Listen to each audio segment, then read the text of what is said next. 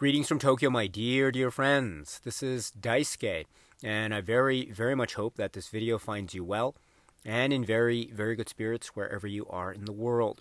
And I find myself in particularly happy spirits because today affords itself to me the wonderful chance, the wonderful honor and opportunity to be able to speak with you, my dear friends, once again about one of the feature films directed by that brilliant, extraordinary filmmaker artist that is the one, the only, Mr. David Cronenberg. And on the table in front of me, I have a physical media copy. This is from Imprint, and it is of the film which is released in 1983. And it is the work which is The Dead Zone. So as some of you may recall, over the course of a number of videos on this channel, starting from around last year, you and I, been talking about the feature films of this great filmmaker artist, David Cronenberg, in the filmography chronological order. And that brings us today to a discussion of the 1983 released film, that is The Dead Zone. And The Dead Zone is a very special work. It sits, I think, it sits very reasonably and very comfortably, and also in a very peculiar position in the context of the filmography of David Cronenberg. And I'll try to explain some of the specific reasons why I believe that in the course of this discussion. I should point out that this discussion I will have arranged first up as a non-spoiler discussion, and then a little bit later I will, again with a proper advance warning, I'll try to let you know when I enter into the spoiler discussion. So first is the non-spoiler general discussion, followed by the spoiler discussion, and I'll let you know in advance, again for the benefit of those who have not yet seen this wonderful work directed by David Cronenberg, that is The Dead Zone. And just a few more notes about the film itself. This was based upon the novel by Stephen King, and the screenplay is by Jeffrey Boehm, and the music is the director of photography is Mark Irwin, and the music is Michael Kamen. And among the brilliant people in the cast, or the members of the cast, we have, for example, Christopher Walken and Brooke Adams and Herbert Lom and Martin Sheen and Colleen Dewhurst and Nicholas Campbell and Tom Skerritt and others. And Anthony Zerbe and others. This is a truly magnificent work, so emotionally resonant. It is one of my favorite works from the director of filmography, David Cronenberg. I'm also a big fan of Stephen King, and so I've read the book The Dead Zone many times, and I've seen this film The Dead Zone many times. It also came in the early 1980s, and so I grew up in the 1980s, so it coincided with my own childhood growing up and my own emerging cinema journey, in a manner of speaking. So a lot of the stars were aligning in my favor in terms of discovering this film early on in my life, and then watching it and rewatching it and rewatching it, and indeed for purposes of the book, reading it and rereading it and rereading it. And so this film, therefore, holds a very special place in my heart, and I regard it very warmly and very fondly, such that even now when I watch it on, say, a number of the great physical media releases that can be had or can be found, at least as far as this film is concerned, when I watch it even now, I remain so impressed, so touched, so moved. It leaves me feeling very haunted, very much lost in thought as the credits roll, thinking about the characters and the story or stories that I have been so fortunate to have watched over the course of the running time of the film. And so it leaves me with so much feeling and emotion, because it is so memorable indeed. Now, before I move on, I should say too that we have a number of releases. I mentioned the wonderful Imprint release here, which is one of the Blu-ray releases which I have on the table here. Another release is, for instance, the Scream Factory release, which is right here. And I think this is also great, again, for those who are fans of Shout Factory and Scream Factory. But for purposes of today, at least for now, I'm having this copy here on the table here. And again, let's talk in very non-spoiler terms now, and then we'll talk about spoilers a little bit later in this video. So how can we talk a little bit about the plot or story, again, in these general non-spoiler terms? I think we can talk about this plot in the context of our main character. This is a main character who's portrayed by Christopher Walken, and we find him almost immediately at the start of the film in a certain set of circumstances at a given point in his life. He seems to be very happy, very much content in his professional life and his private life. And speaking of his private life, he is very much in love with another character that we meet early on that is going to be a very important character. This is the character portrayed by Brooke Adams. And so Christopher Walken's character, who is Johnny, and Brooke Adams' character, who is Sarah, we meet them at the very start. But then a certain set of circumstances suddenly, and perhaps, yes, even tragically and quite horrifically, occur, such that our character, our main character of Johnny Smith, is fundamentally and perhaps forever affected, both emotionally, physically, and mentally. And I mention these 3 points because these set of circumstances affect him physically, because he is thrust into a coma, such that when he awakens, he has awakened after 5 years from being in this coma, after these set of circumstances have occurred. So, and his body has been physically affected by the damage, the injury, as well as the effects of being in the coma. Not only has he been affected physically, but we also understand that after being in this medical state for 5 years and then coming back and then regaining consciousness, he understands too, and we understand too, that many of the people that he knew prior have, of course, had to live their lives for 5 years, and perhaps that brought with it to a number of fundamental changes that affect or have the potential of affecting Johnny's own state of understanding of himself, and also his own state of understanding the various relationships that he had prior to this condition happening to him. And so he has to grapple with this, or come to terms with these very drastic and quite dramatically shifting changes on an emotional level. And sometimes they can be very difficult for him to confront or to grapple with, such that he is very, very deeply shaken and affected by these changes.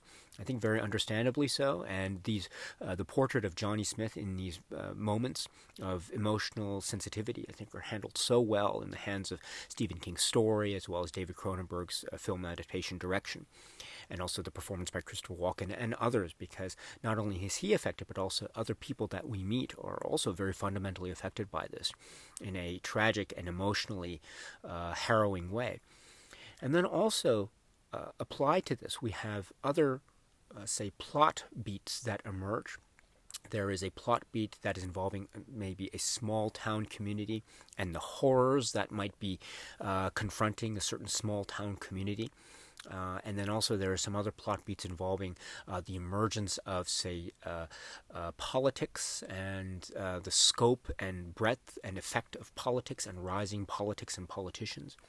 And then also going back to the emotional relationships that that we mentioned just now quite briefly, and how Johnny Smith, is trying to deal with these situations, as well as trying to get a sense of who he is and trying to recover. And I think the word recover here has many meanings to it, both physically and emotionally.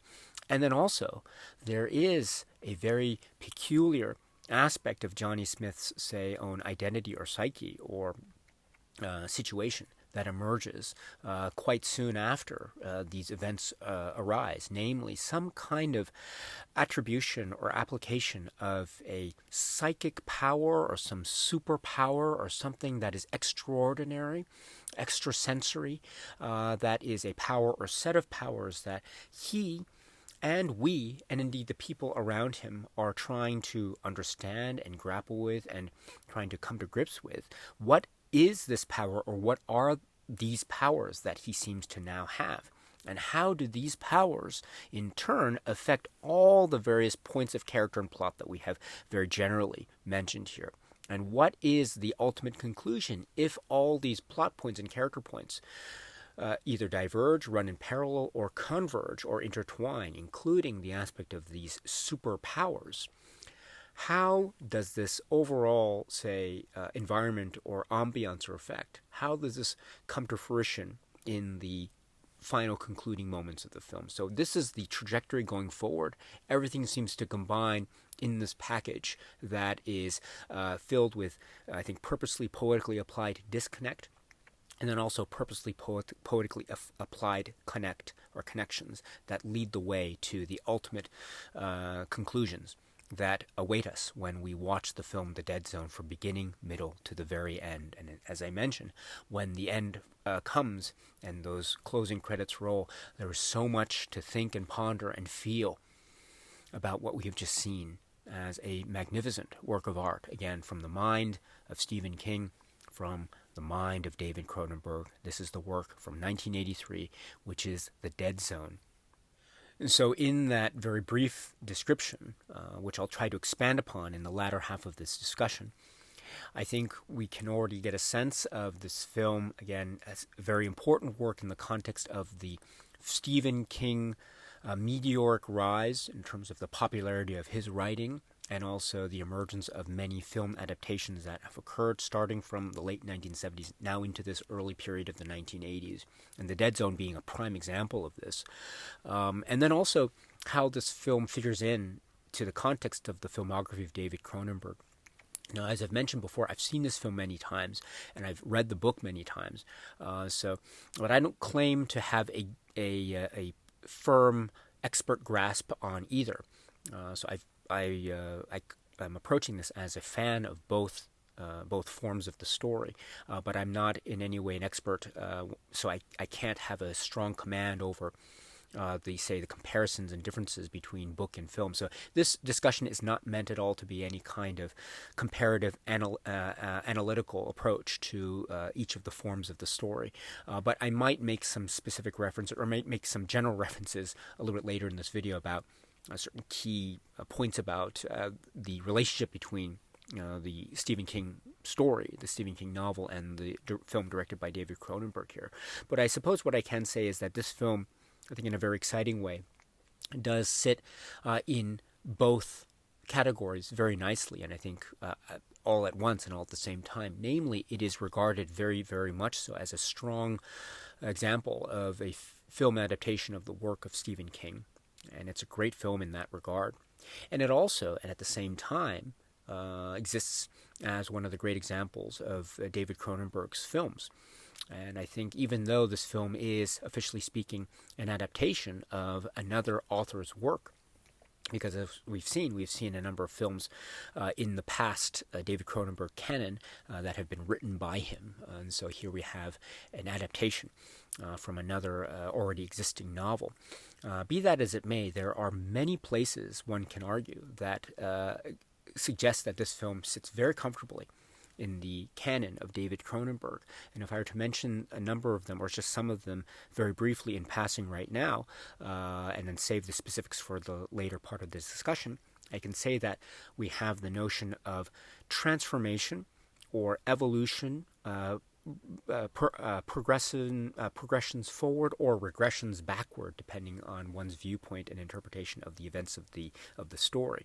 And then this idea of transformation or change leading to some kind of new or different or some other novel state of human existence and perception, and how this novel or new state of human existence or perception changes the individual themselves, and also changes the way in which the world views that individual, and also how the individual relates to the people in that world around him. So the externalities and the internalities and the ever evolving relationships between the two sides. And I think Johnny Smith is at the very center of this, and the world of the Dead Zone is at the heart of this type of analytical viewpoint.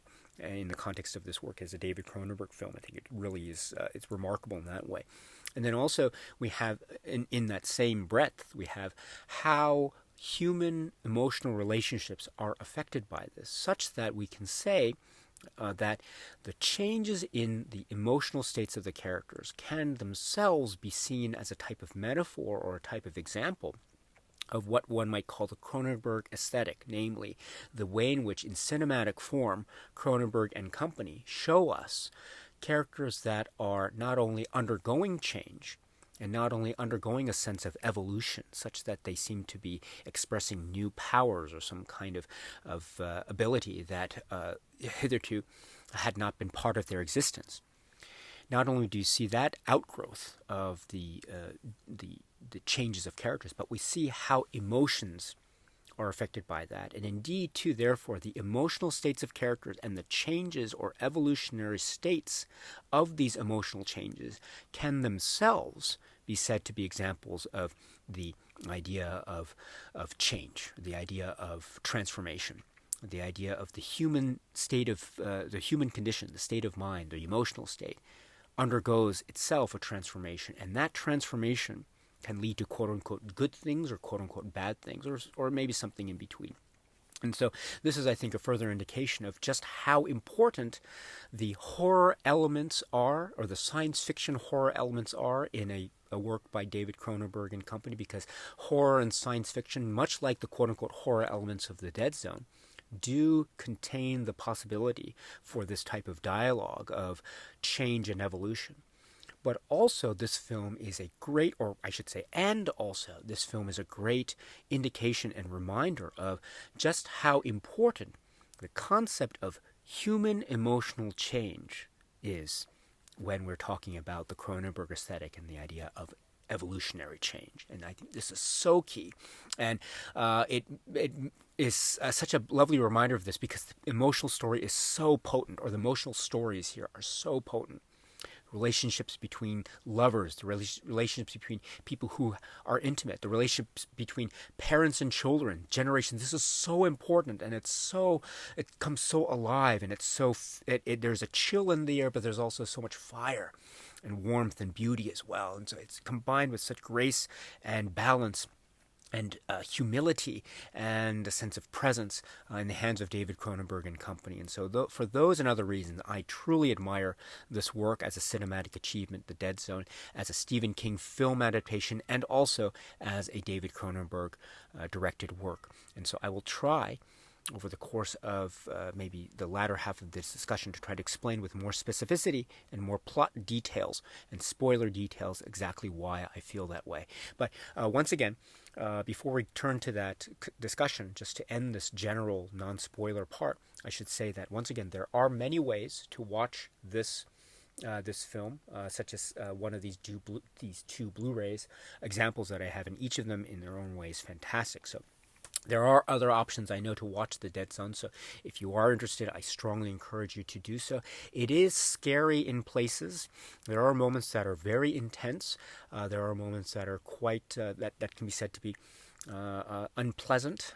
So it does, I think, fall within the horror film genre discussion. So if one is not really into that type of film, of course there's no need to have to see this film if this is not your cup of tea. But let me say too that it is done, I think, in a way that is I think very balanced. It does have suggestions of things that are very disturbing, but it never feels, for the most part, it never feels too over the top or too much. In other words, it does feel like there's always a sense of purpose or balance in the way in which the quote-unquote scary or horror elements are suggested or focused upon.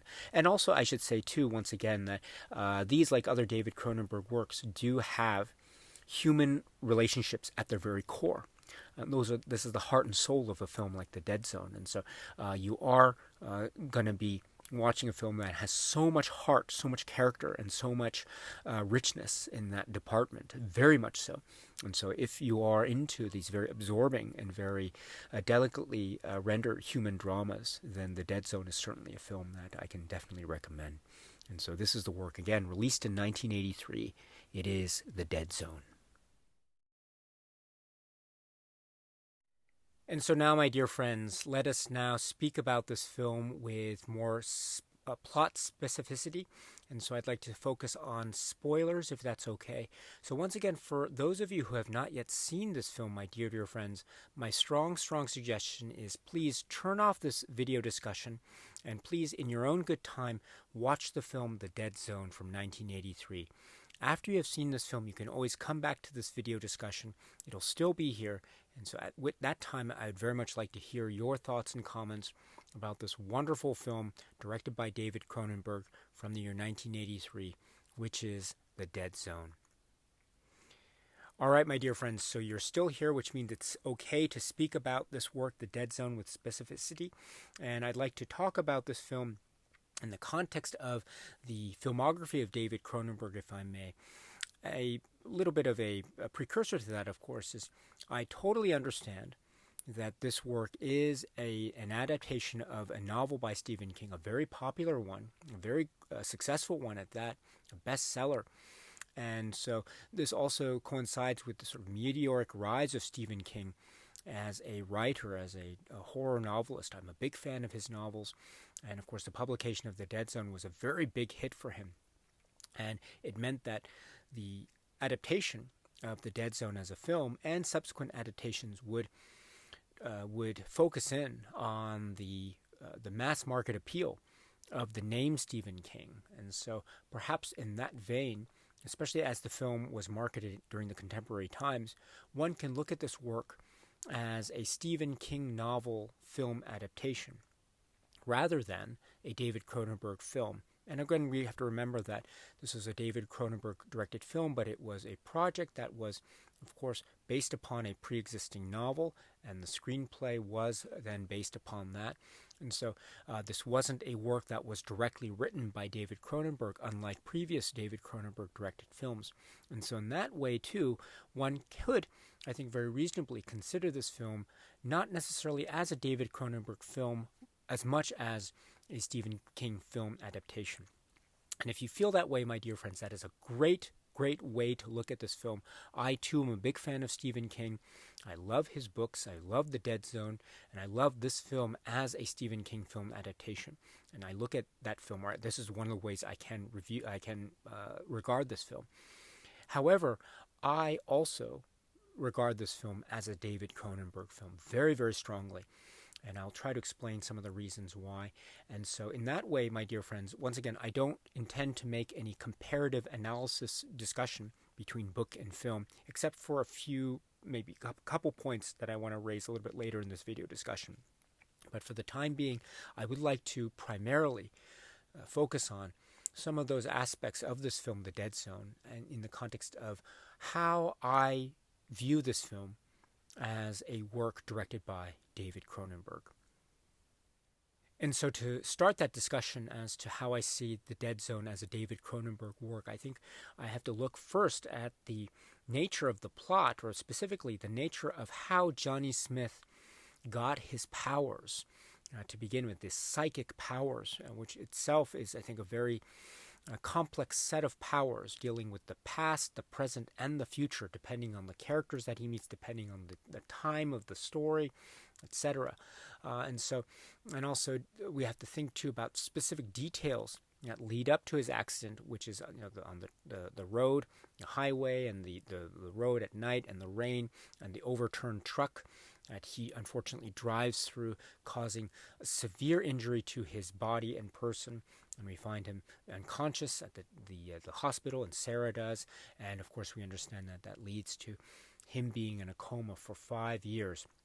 And when he awakens, we understand too that he seems to have acquired through some means or another these powers, these special powers, these psychic abilities, these abilities to see certain things by touching another person's hand or part of the body, making some kind of physical connection.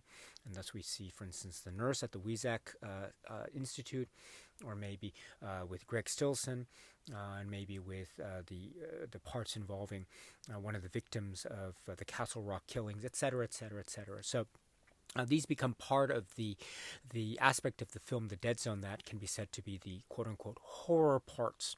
And I mean that in a very affectionate, respectful way. The horror part, or the the horror thriller part of the story, namely the psychic powers of Johnny Smith and how he applies them and uses them throughout the course of the narratives. And again, about the narratives too, what I love about this film is that it has an episodic feel to it. It feels like a number of episodes, like a 3 or 4 part story, a mini-series that is then combined together to form one whole, that is the Dead Zone, which I really love. I love that organization, and it still feels tight. It feels very well balanced and well presented, and at the same time we always get a consistency, the through line, that is Johnny Smith and the condition that he finds himself in. So going back to this idea of the accident and his powers, the question arises as to what his powers, what were the root causes of his powers, and whether his powers represent a progressive step forward in the evolutionary process of Johnny Smith, or whether they represent a regressive step backwards in the evolutionary process of Johnny Smith. And I think these points, and however one derives solutions or interpretations thereof, depending on your point of view, of course, I think no matter what your ultimate answers are, I think this discussion itself, in my view, is itself an indication of how this film is, or one of the ways in which this film is very healthily and very robustly a David Cronenberg work. And so I'd like to then say, for instance, there are, of course, hints prior to his accident. Maybe he has a little bit of a spell that indicates some headache pain when he's on the roller coaster with Sarah just before the accident. And that is a suggestion of maybe, perhaps, possibly, there might have been something in his brain that could have been there all along, that could itself be the root cause of his powers that were then somehow or another stimulated or awakened or agitated because of the accident that occurred. And so maybe the root cause was something that was within him already, or maybe the root cause of the powers that he has was the accident itself.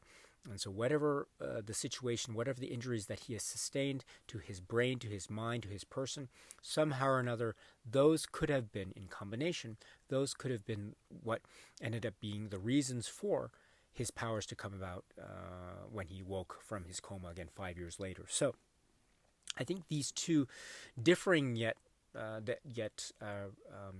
relevant and similar possible causes of his powers, I think, present two facets of the David Cronenberg cinema aesthetic in the context of the Dead Zone, namely discussions of transhumanism and evolution. Now, we've seen in past films, for example, films like Scanners, Videodrome, The Brood, and Shivers, and Rabid as examples, we've seen how certain external stimuli, infection, disease, or surgery, brought upon by, say, some immediate and sudden shock to the system, like an accident, like some kind of interruption or a video signal or a wave, or some kind of, say, application of a chemical, like we saw in, say, Scanners, or maybe some kind of application of medical science, like we see in The Brood, or films like, say, Stereo or Crimes of the Future, or maybe brought upon by surgery that was itself brought upon due to some kind of shock to the system. And we've seen things like this by extension in, say, films like Shivers, but also in particular Rabid. I bring up Rabid as a great example too, because if you recall, Rabid does itself too involve a motorcycle accident, a traffic accident very early on, which then can be said to be one of the root causes for the external stimulus of the surgery, which leads itself to the next step forward or backward in the evolutionary process of that main character of Rabid, which then affects all the characters around that main character. And thus, much like Johnny Smith here in the Dead Zone, we have a traffic accident that, for whatever reason, brings about or causes or accelerates the powers that Johnny Smith has, and thus affects the people around him, much like the Rabid situation. And even so, even the setup of the traffic accidents is very similar in design and structure. And so there's a nice, interesting bookending there in terms of the David Cronenberg filmography, at least from Rabid to The Dead Zone. And then also, we have to think, I'm reminded of a line and I'm paraphrasing from Dr. Sam Weizak, after Sam Weizak realized it, played by Herbert Lom, realizes that yes, Johnny Smith does have a power, as evidenced by the fact that he was able to identify that his mother, Dr. Weizak's mother, is still alive. And so afterwards, the two of them were sitting, the doctor and Johnny, at the Institute. And the doctor says, and I paraphrase, that either Johnny is now is in possession of a very new gift or a very old one. And I love that dichotomy. I love that division. Either it's something that is newly acquired or it's something that was latent, hidden within Johnny, that somehow or another became stimulated, was awakened because of the accident, or maybe as a result of, or somehow in relation to his accident. And I love that it was either something new or something old. And I love that because that also is very much in line with whether this gift can be said to be a gift or a curse. We've seen it also expressed in many other forms. For instance, when Tom Skerritt's character, the Bannerman character, pleads with him to help him, assist him in trying to find the Castle Rock killer, and he almost maybe insensitively calls it a gift from God, even though Sheriff or Bannerman himself admits that he's not very much a religious person. He tries to use this as a means of convincing Johnny Smith to aid him. And Johnny Smith, as we know, at least at that scene, responds violently and says that he was essentially tortured by God, or that God's been a real sport to me, which is a very ironic and a sarcastic way of saying that he considers it to be a curse. And so this idea of whether this is a gift or a curse also is in parallel to whether, and again in the words of Sam Weizak, this is a new gift or an old gift. And also by extension in the context of David Cronenberg's transhumanism and evolution, one can say, one can query whether this is quote-unquote a step forward in the evolutionary process or a step backward in the evolutionary process. And how do we know this? Or how can we interpret this? I think one way one can interpret or try to derive some kind of meaning or some kind of possible answer as to whether this is indeed a Cronenbergian evolutionary step forward or a Cronenbergian evolutionary step backwards is to see how the powers of Johnny Smith affect himself and also affect the relationships around him. And my hypothesis would be, if the relationships and the overall outcome of Johnny Smith, based upon his accident and based upon his powers, if it could be said that his relationships have a negative impact, or his state impacts him negatively, then maybe one can interpret his powers to be a regressive step backward or a negative impact on him. The opposite is true. If his relationships can be said to have a positive impact, then maybe one can say, or one can interpret his evolutionary state with his powers to be indeed a step forward or a progressive step, indeed something that is closer to or attaining some kind of positive or beneficial emotional state.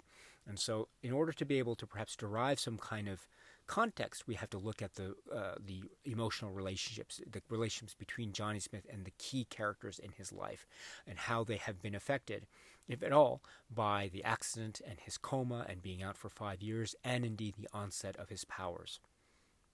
And so I'd like to focus on at least 3 key relationships: the relationship between Johnny Smith and his father, the relationship between Johnny Smith and his mother, and also the relationship between Johnny Smith and Sarah. And so these, I think, are the 3 key ones, or at least the immediate ones that we see most affected when he comes out of his coma again 5 years after his accident. So we understand, for example, that after his mother dies, at least up to around the Castle Rock portion of the story, at least that he is living with his father. And there seems to be, I think, a pretty strong bond between father and son. Father, of course, convinces him, or is perhaps one of the reasons why Johnny Smith is ultimately willing to assist the authorities in trying to apprehend the Castle Rock killer. So maybe Johnny Smith's, he's appealing to his son's sensibilities, and also the horrors of the crimes that are involved. Very, very horrific crimes. the serial killer. But there's also, I think, a very strong bond, I think, between father and son, such that one can say that maybe regardless of, or perhaps, I don't know, maybe even in some ways as a result of, who knows, the accident and his powers, there is a close bond or close connection between Johnny Smith and his father. Again, it's hard to say whether there's a causal relationship between the strength of the bond and the accident, or maybe it was already there to begin with. But be that as it may, I think one of the post-accident relationships that can be said to be positive in Johnny's life is indeed the one between his father and him. And so if that's the case, then perhaps one can interpret his powers to be indeed a positive step forward. Indeed, we have to remember it is his father who, from a certain point of view, does encourage him to try to use his powers for quote-unquote good, to help the authorities in trying to apprehend the killer. And in that way, his father and his relationship with his father then can therefore be said to be a means by which Johnny Smith is able to exercise his powers in a way that could be said to be to the benefit of the community. And from that perspective, it could be said to be a positive step forward in the evolutionary process of Johnny Smith indeed.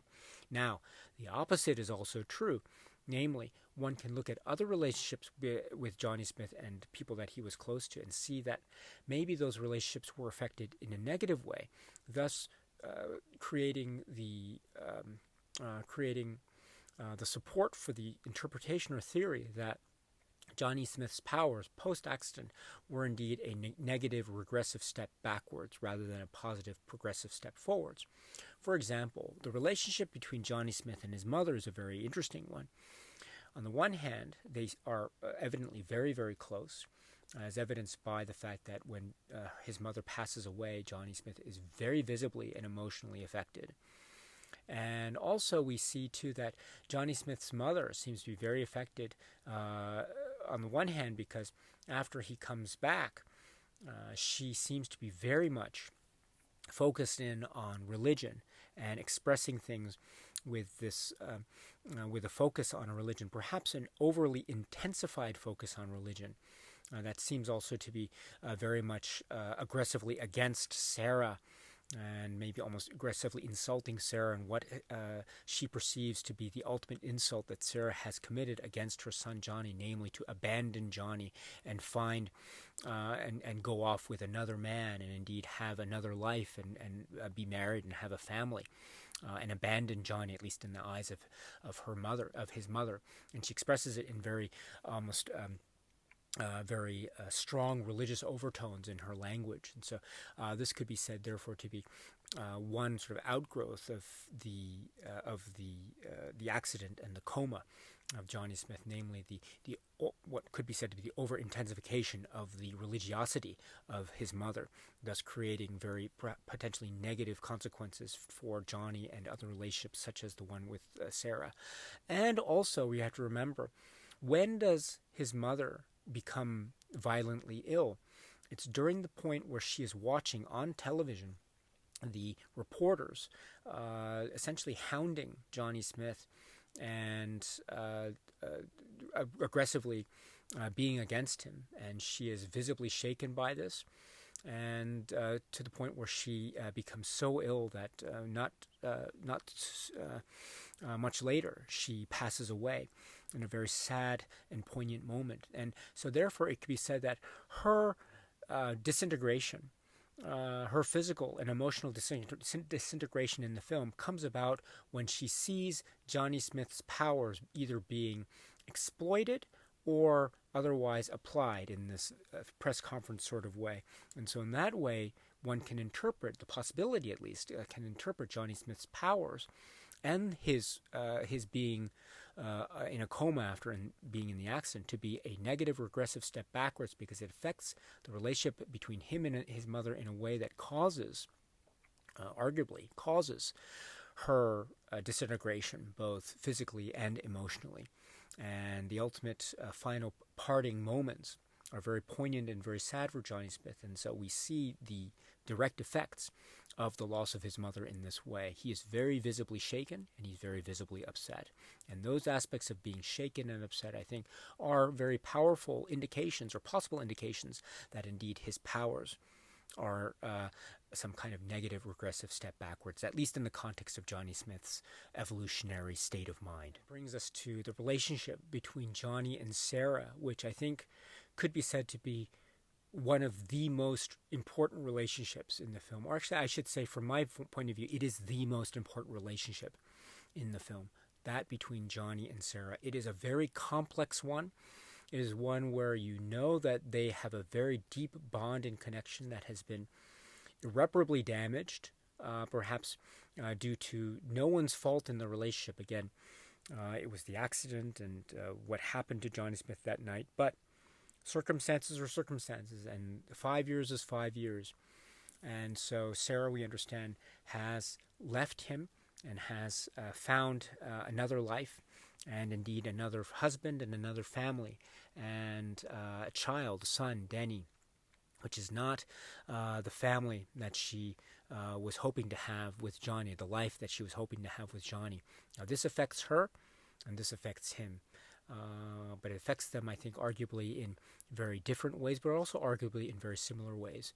But ultimately, what this means, too, is that even though there are moments where there is a connection between the two of them, there is one moment in particular where we understand that there is a physical consummation of their relationship, an intimate, physical, sexual moment between the two of them, which they did not have prior to his accident.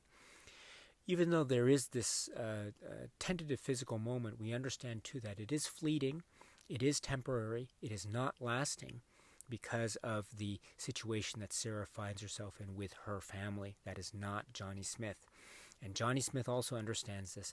It also causes further rift between them, also causes further sadness and decay, and also causes perhaps some of the choices that Johnny Smith ends up making, especially in the latter parts of this film, involving Greg Stillson, involving the dead zone, involving certain foresight and knowledge that Johnny Smith seems to acquire with regard to the possibility of the dangerous political rise of President Stillson and what that means in terms of the potential nuclear holocaust. And so those choices could be said also to have been made in part or in whole due to what might be said to be a type of emotional decay or disintegration or a nihilism or hopelessness that he might have felt because his life that he knew with Sarah is over.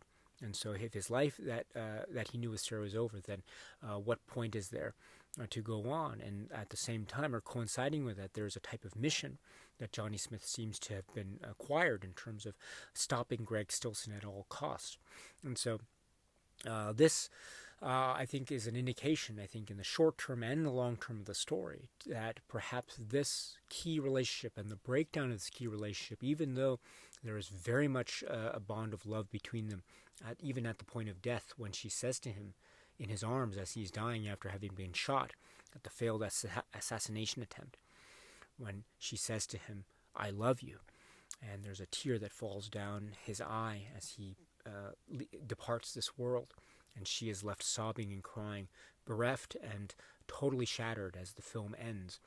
And so we understand thus that the powers and the accident thus could be said to be a means by which the relationship between Johnny and Sarah was destroyed. It was the accident that caused him to fall into the coma, which was one step in the destruction of the relationship between Johnny and Sarah.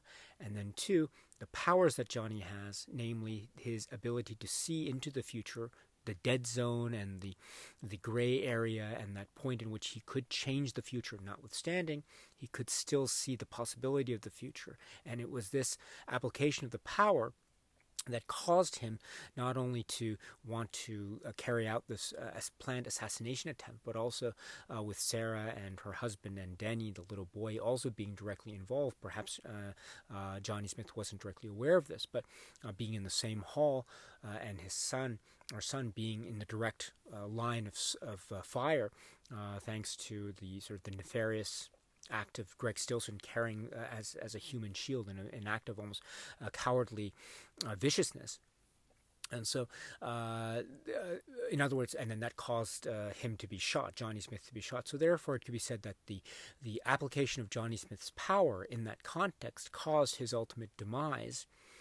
and his ultimate demise caused ultimately the destruction of the relationship between him and Sarah. And so if that's the case, at least in the context of the relationship between Johnny and Sarah, it could be said as a type of literal or metaphorical consideration of the powers in the accident, that this state, this evolutionary state of Johnny Smith, is indeed a regressive negative one, because it has affected one of the most, or in fact, the most important relationship that he had in his life.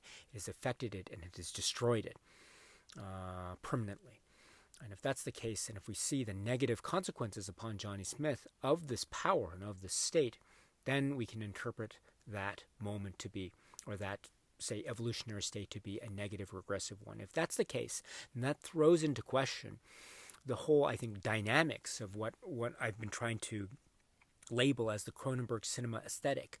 One of such aspects of such aesthetic being the way in which transhumanism and the evolutionary process is expressed in cinematic terms in the hands of Cronenberg, whether it be in horror metaphorical terms, or whether it be in terms of the destruction of the body and bloodletting and decay, or it could be in the expansion, or maybe the quote unquote degradation of maybe sexual relationships, or it could be in the context of say, the destruction of key emotional relationships, a la Johnny Smith and other characters that we meet over the course of the Dead Zone.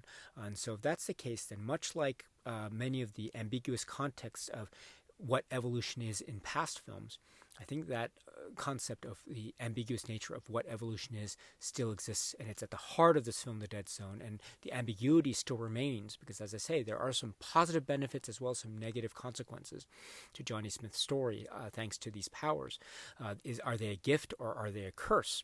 And so, but no matter what your interpretation is, I think no matter what your solutions are, I think no doubt that those solutions form the ultimate or integrated part of what one might call the discussion within the context of the Cronenberg cinematic aesthetic when it comes to the handling of transhumanism and evolution in the film The Dead Zone.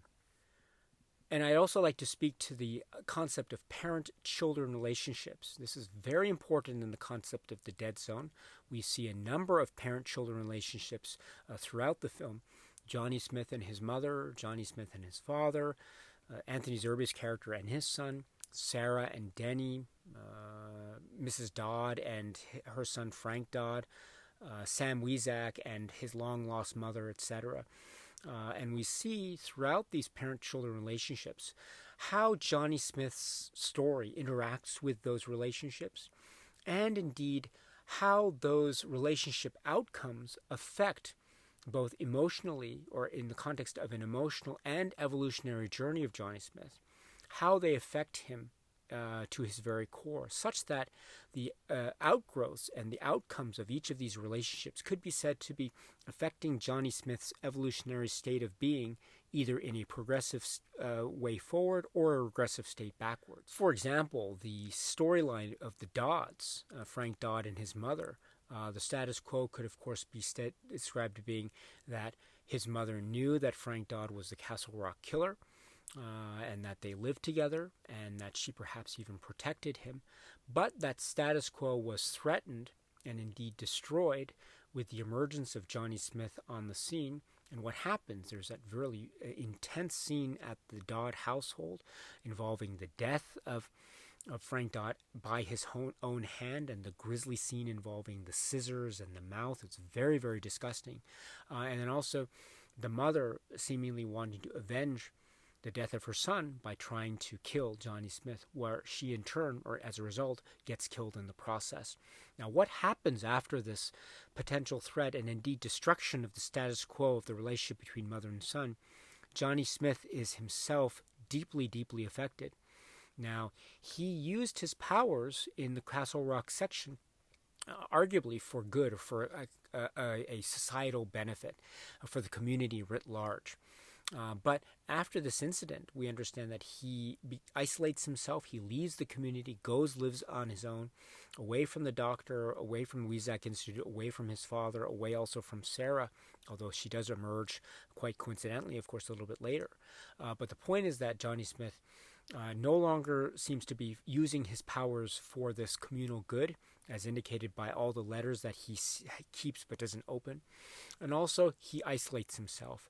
And so in this case, we can see that the destruction of the status quo of the relationship between Mrs. Dodd and Frank Dodd could be said to therefore be that external shock or stimulus to the system of Johnny Smith, such that he reverts or regresses to an emotional and indeed evolutionary state that he no longer uses his powers and he becomes even more emotionally isolated. And so that is, I think, an indication, a very powerful one, where the destruction of the status quo as established by a parent-child relationship has a profound evolutionary effect on our main character of Johnny Smith. We see another example where the status quo of a parent-child relationship affects Johnny Smith in an evolutionary manner. That is the Anthony Zerbe character arc involving his son and the skating and the hockey team and the vision that Johnny Smith has of the future, and the dead zone, which is a very important thing. Now, the status quo father-son relationship could be said to be under threat because of the emergence of Johnny and Johnny's insistence that he does not take his son to the lake because he wants to avert disaster. He does ultimately avert disaster, at least as far as the young boy is concerned, although we do understand that other victims did arise. But the point here is that this threat of the status quo relationship between father and son in this instance leads to the effect of Johnny Smith, or at least the manifestation of a different facet of the powers of Johnny Smith. Namely, if you recall, this is where he can see into the future. He can see the vision of the young boy drowning under the icy lake. But he also describes, as we understand a little bit later in his conversation with Dr. Weizak, that there was a blind spot or a dead zone, that he describes it, which is a slightly different concept of what the dead zone is in the book, but it's very fascinatingly handled in this film. Namely, not only at this point Johnny Smith is able to see into the future, but he is able to change it. Now, this introduces a very key concept that will carry the film to its conclusion and the Greg Stilson plotline. But the point here is that the potential threat of the status quo of the father-son relationship, the Anthony Zerbe character and his son, leads to, or at least a manifestation of, an outgrowth of a different facet of the Johnny Smith psychic powers plotline. Namely, now we can understand that he can see into the future and also change the future. And if that's the case, that is another example, I would suggest, of the threat of a status quo as established by a parent-child relationship affecting Johnny Smith in a way that propels him forward in the evolutionary process, namely a manifestation or a means by which we can understand that yet another manifestation of Johnny Smith's powers is not only can he see the future, but also he can change it. Now, this idea of the status quo and the external threat and the risk of destruction of the status quo is, I think, the perfect embodiment of the Cronenberg aesthetic in many ways, because it combines two things that I think are very key. First is the idea of the evolutionary progress or progression or regression, and also the way in which a parent-child relationship is one of the key core emotional relationships of any type of human experience. And if this is under threat, that creates a very violent physical and emotional reaction indeed. And that degree of emotional reaction is, I think, an indication of just how devoted, how much love, how much devotion exists in those relationships, however misplaced that devotion or love could be. Take the Dodds relationship into question. But also, it could be not misplaced. It could be very reasonably attributed, such as, say, the devotion that Sarah has in trying to save her son Denny at the very climax of the film. And so this idea, therefore, of changes in emotional states are linked inextricably with a very key emotional human relationship. Thus, the idea, which I think is so brilliant, is in the hands of David Cronenberg, using this Stephen King story, of course, but in the hands of David Cronenberg, what we have, therefore, is the overlap between evolution and human emotion, which I think is one of the perfect examples of the David Cronenberg aesthetic. You know, David Cronenberg's horror, quote-unquote horror films, do have an emotional core to them. The fact that they are so horrific, or the fact that they have such effect, I think is due in large part to our emotional connections with the characters. And the more of an emotional connection we feel, I think the more horrified or more terrified we can feel as viewers, because the threat becomes even more pronounced when we're dealing with characters that we have an emotional attachment to. And therefore, the concept of a core emotional relationship that is intertwined with the notion of evolution, which is involved with change and manifestation and indeed destruction of the old in favor of the new, and that oftentimes involves some kind of physical transformation, violence to the body, and or some kind of emotional violence as well. This is, I think, the core concept of what is oftentimes referred to as quote-unquote body horror. I like to refer to it more as this idea of the Cronenberg cinema aesthetic, which equals emotional and therefore evolutionary change. And I think this way of viewing Cronenberg's films, with The Dead Zone as an example, I think will pave the way for future discussions when we think about films like, say, A History of Violence, or Eastern Promises, or Cosmopolis, or even A Dangerous Method, or Maps to the Stars. Other films where we see not necessarily manifestations of a sort of physical or quote-unquote horror concept per se, but we see manifestations of the Cronenberg evolutionary discussion in the context of emotional change and emotional core relationships, and how they are affected, and how external shocks affect the characters in a way that propel them forward or backwards along the evolutionary ladder. And I find that The Dead Zone is a prime example of this, and it is also very much consistent with his past work, and it is also consistent with his future work, and it also stands on its own in a very brilliant way. And so that is, in a nutshell, why I think that the film The Dead Zone sits so perfectly and so comfortably in the context of the filmography of David Cronenberg. I should say also in conclusion that I love the fact that we have a slightly different interpretation of what the Dead Zone is when we think about the handling of the concept of the Dead Zone in the Stephen King novel versus how we see it handled in the film, and specifically the scene between Weizak and Johnny Smith. What I also love, though, is the another possible interpretation of what the Dead Zone means, which is something that when I see the film I always consider as well, which is it is only at the point of dying of Johnny Smith at the very end of the film, after he attempts to kill Greg Stillson. Of course, he fails to do so. He in turn gets shot in the process, but that will alter the events of the future in a way that will prevent Greg Stillson from becoming president. But the point is that at the point of dying, who comes to Johnny Smith's side? None other than Sarah, who coincidentally was in the theater or in the hall in that hall at the time of the attempted assassination. And it is she who comes to his side at the very end. She is sobbing. She expresses, why did he do this? But this is one last moment of them to be together. Now, if you recall, everything post-accident between the two of them has been always under some kind of guise or hidden, some kind of hidden clandestine meeting. They had their moment of intimacy, yes, but it was away from the husband. It was when Denny was asleep. It was when the father was out. So they had to hide what it is they were feeling.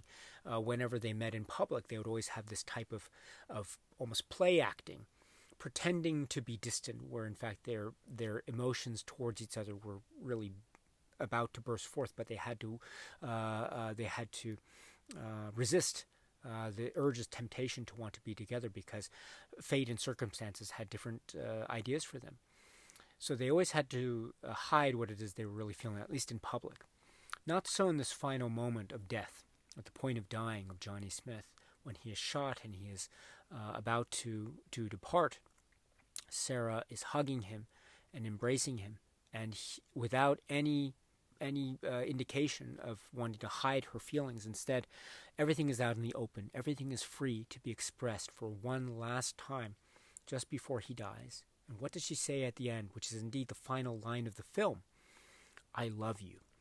And this is, to me, the ultimate expression of their feelings, which is outward, which is free, which is unhidden, which is out in the open for everyone. And it doesn't matter because, again, at the point of dying, indeed, this zone of dying, or the dead zone, as it were, this is the moment where the two of them, at least for one last moment, can be open and free with how they feel about each other. In that way, too, I find that the dead zone is indeed a truly emotional work, because it is only in this moment, in the dead zone, where they can truly be together, if but for one last time.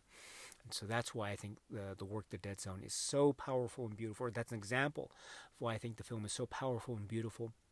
And in the hands of David Cronenberg, and the story by Stephen King is such a powerful one, and very, very popular one, and very potent one. And as a David Cronenberg film, it is a truly brilliant David Cronenberg film indeed. This is the work which is The Dead Zone. All right, my dear friends, so that concludes my general thoughts about this work, The Dead Zone, again, in the context of the discussion of the David Cronenberg filmography. So there are many other things I could have said. I didn't speak too much about. I apologize. But I hope you can forgive me. And of course, if you want to continue the discussions about this work, The Dead Zone, or any other Cronenberg film, please feel free to let me know in the comments section below. I'm very, very happy to hear what it is you have to say about this or other Cronenberg works. Again, if you are interested, my dear, dear friends. All right, so that's it for now. And so until we meet again, please be happy and healthy and well. And please keep on watching a lot of great, great, great movies, including the films of David Cronenberg. So until the next video, my dear, dear friends, stay strong, stay safe, and cheers.